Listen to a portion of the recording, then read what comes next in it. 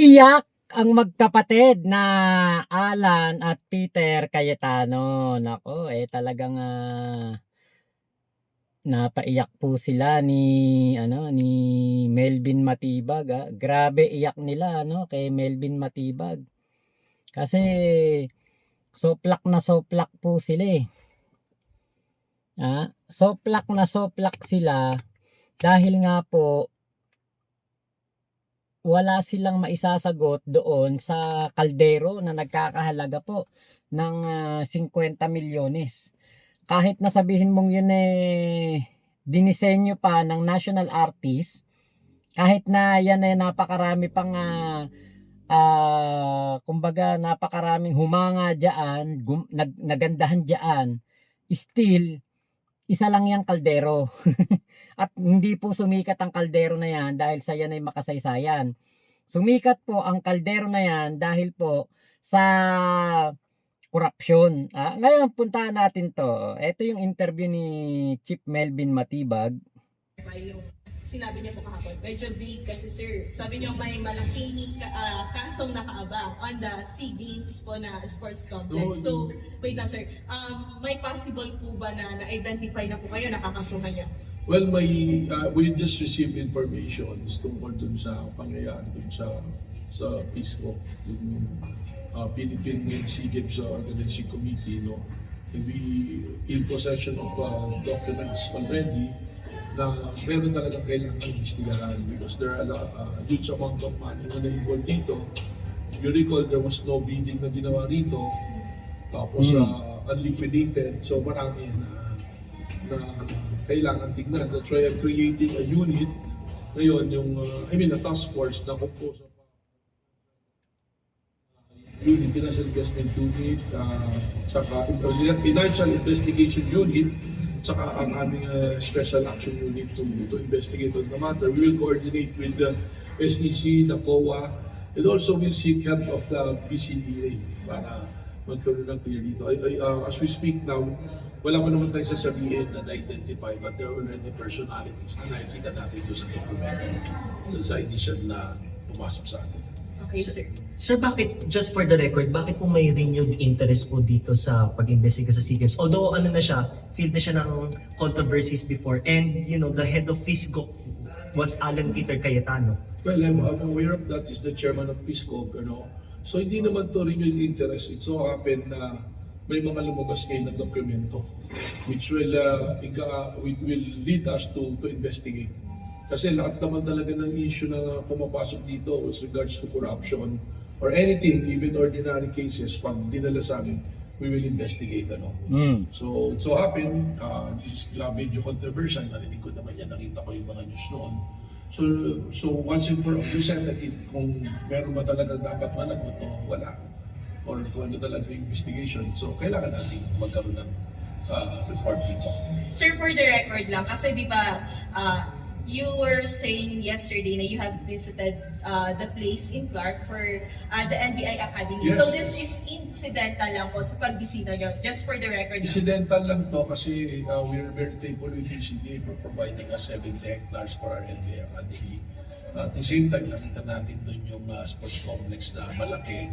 And sumunod dito, may mga pumasok na sa atin na documents and informations that will lead us to come up with the investigation. Sir, how can, of course, baka lang makulayin na naman ang politika kasi syempre, hindi kayo, parang lagi kayong nagbabanggayan kasi ni Senator Cayetano. So, how can the public be assured na this will be an impartial investigation? Una-una, hindi naman ako nakikipagbakayan sa kanya. I'm always respectful to everybody, especially to the member of the Senate. It so happens siguro na siya involved dito, no?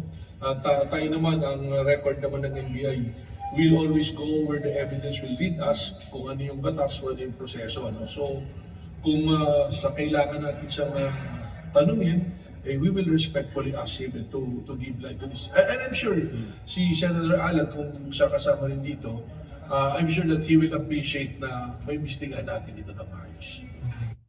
Ayun. Ito pong statement na ito nitong ating NBI chief NBI Director na si Melvin Matibag, ito pong napakasimpleng balita lang na ito o salita na ito. Ito po ang nagpaiyak kay Robin Padilla, kay Alan Peter Cayetano, at dito po kay Pia Cayetano. Talagang iniyakan po nila to. Kasi nga po, saan ka ba naman nakakita na lusot na eh. 2019 pa yun eh. 7 years ago na eh. Lusot na. Nakakalimutan na ng tao yung kaldero. Nakakalimutan na ng taong bayan yung pinakain na kikiam.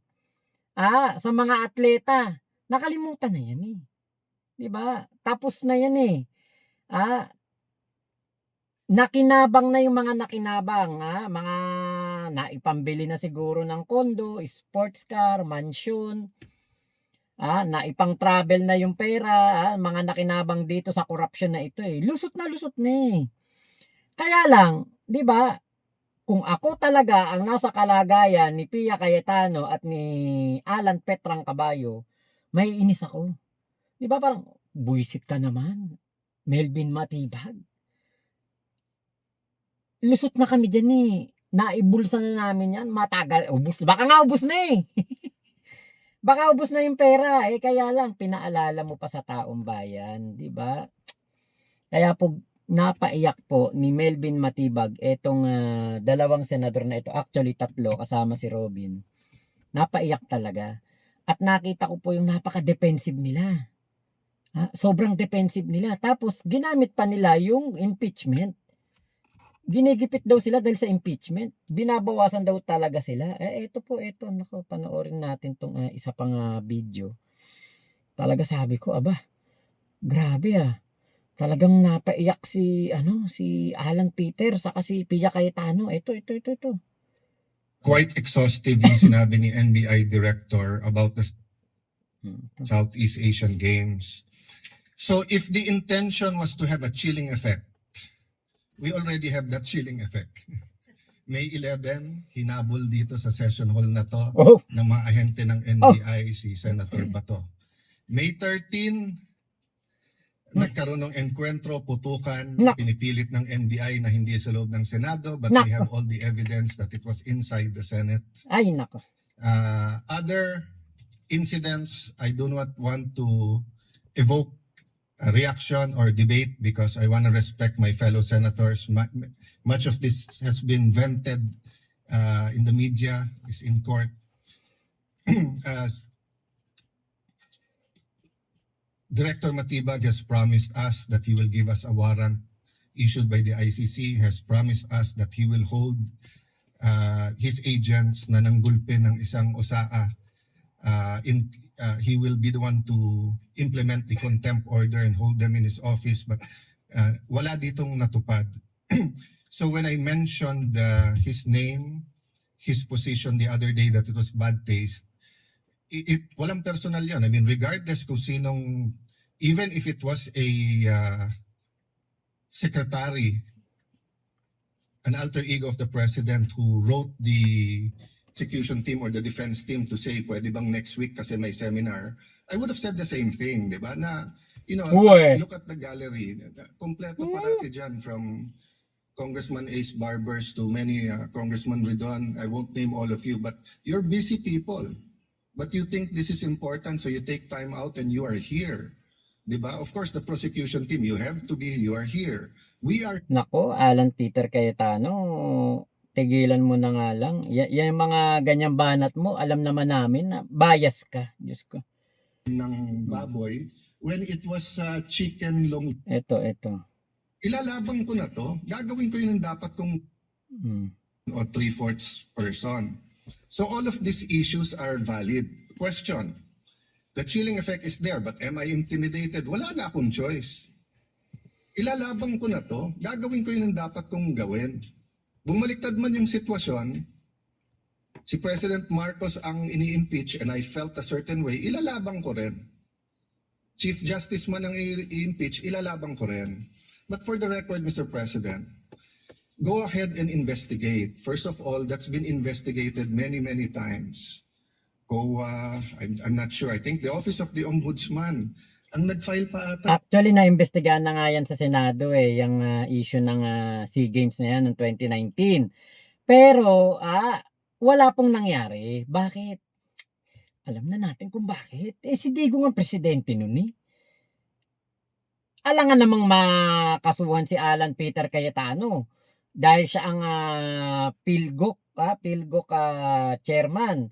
Kahit siya pa ang Senate President, House of Speaker noong time na yon, siya din ang naging PhilGoc chairman. Tingin nyo ba mapaparusahan yan panahon ni Digong?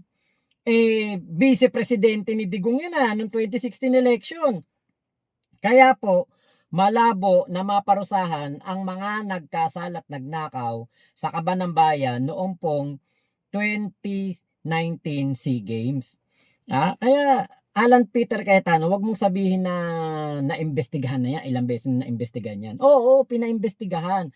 Pero yon ay para lamang maipakita kunwari sa taong bayan na inimbestigahan. Pero ang totoo, scripted yon at wala pong nakasuhan at napagtakpan pa ang lahat po ng pagnanakaw na ginawa dito ng mga tauhan at mga naging Chief of Staff mo mga naging involved dito po sa biro nyo, Caldero, 50 million. Senator Roque, May I'm nakawan sure, yan. Parang may kaso na nun. Senator Drilon quizzed us here. I was Speaker of the House, but I chose to appear before the Senate to be able to answer all of those questions directly. The SEA Games, paulit-ulit yan. Biktima na ng speakership ng 2019 yan. Nahuli namin yung PR na sinabi kikiam, pinakain daw mga Muslim ng baboy, when it was chicken longganisa na pinakain. Pero nasiraan na tayo sa Malaysia, Indonesia. The SEA Games gave us so much honor. So far, it is still the biggest SEA Games in history. Many of our athletes launched their career, even going to gold. Alam nyo, hindi po totoo yan. Yan sinasabi ni Alan Peter Cayetano na yan. Napakarami pong nagrereklamo noong panahon po ng SEA Games. Ang daming reklamo dyan. Ang daming mga nabuwisit dyan. Sa SEA Games na yan. Yung mga atleta ng ibang bansa, nagrereklamo po. Ito, papakita ko sa inyo. Ito si Alan Peter. Ayan, no? Games. The games officially opened this weekend and are Ito. being hosted. Authorities in the Philippines have apologized after images such as these became public, showing the state of underpreparedness for the Southeast Asian Games. The games officially opened this weekend and are being hosted by the Philippines. Complaints range from incomplete construction to airport delays, insufficient food for athletes, not enough rooms, and so on. Here's more on what the organizing committee called, quote, inefficiencies or miscoordination. The Philippines is hoping the 2019 Southeast Asian Games would signal the country's readiness to host the larger Asian Games in 2030. Based on the rocky opening days of this year's tournament, 2030 seems like a pipe dream. Some preliminary competitions have already kicked off, with the games officially starting on Saturday. But construction work continues as the list of complaints from visiting athletes and administrators piles ever higher. With long waits for shuttle services and a lack of accommodations, Ayan many na. participants have been forced to sleep on floors. Indonesia's weightlifting and football teams even decided to book their own hotels instead of relying on accommodations provided by the hosts. Botched preparations put a strain on athletes already coping with a crowded schedule. No, I was pretty upset when we first got here. We did, 3 hours of waiting in the airport, and then 8 hours waiting until we get our rooms, and the guys sleeping on the floor, and that adds up in a tournament like this. The logistical diba? chaos has brought unwanted negative attention on the tournament and put organizers under widespread criticism. And that unwanted attention has spilled out onto social media. Di ba? Ito yun yung kaldero, kaldero ni Alan na 50 million. Yung sinabi niya na akala niya nagbigay ng ng karangalan sa bansa. Ito po ay larawan ng korupsyon. Bakit? Yan pong lintik na kaldero na yan, 50 million ang inubos. Kaldero ni Alan. kikiam ni Alan. Hindi na lang natin matandaan yung ano noon, yung issue noon na. Pero ang alam ko talaga, yung kasing pagkain nagmukhang kikiam. Imagine niyo best athletes in Southeast Asia ang nandito sa Pilipinas nung time na yon. Tapos papakainin mo ng kikiam.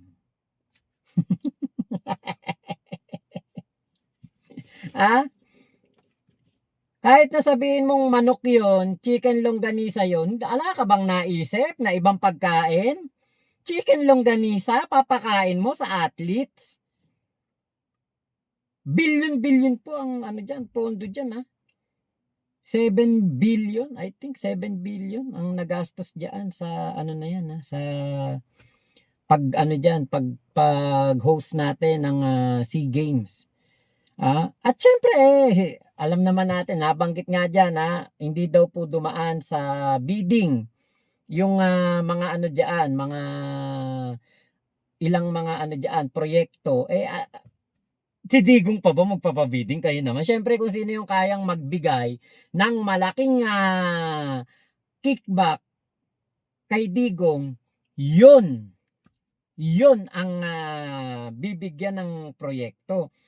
Actually alam nyo, kahit sabihin na natin yung kaldero na to, 1 billion ang ginastos. Sabihin na natin 1 billion. Kung ito'y naging remarkable, kung ito'y naging kumbaga talagang kinilala, nakitaan talaga ng napaka-importanteng simbolo itong kaldero ni Alan na ito, walang problema. Kung wari, dinadayo to ngayon ng mga turista para makapagpa-picture, dinadayo dahil napaka-historical, dinadayo dahil napaka-importante. Walang problema kahit nga 1 billion pa ang ginastos. Kaya lang, etong kaldero ni Alan, ito po ang simbolo ng korupsyon ni Digong Duterte noong panahon na siya ang presidente. Gumastos po tayo ng 50 billion dito, 50 million. Tapos ano nangyari? Nakatiwangwang. After po ng SEA Games, ano nangyari? Wala na.